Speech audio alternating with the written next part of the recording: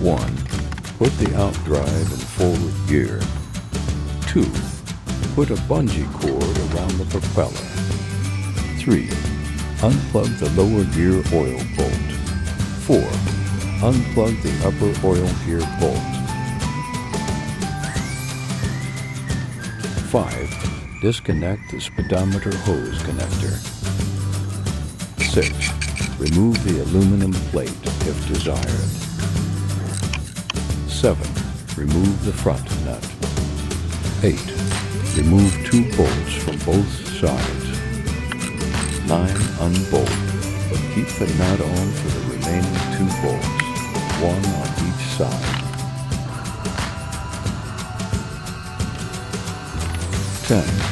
Unbolt the top end bolt to remove the bottom plate. 11. Remove the bottom end bolt.